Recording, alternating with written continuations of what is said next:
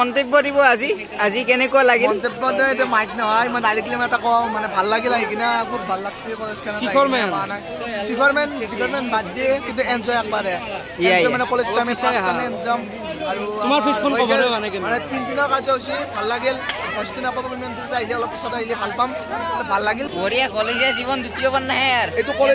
কলেজীয়া মানে মেমৰি হৈ থাকে তামান এনজয় কৰিছো নেক্সট বাৰ যাই তাতে আমি আৰু এটা মছলা ক্লাছ আছে ই একদম নিতু বেতালৰ লগত এইবিলাক বাদ দিয়া নেক্সট বাৰ যতে কি নহওক আমি যাই হাল্লা তো ইয়া কলেজ ফেষ্টিভেল খতম হ'ল আৰু আমি যাওঁ এতিয়া ঘৰলৈ তো তাতে বাই বাই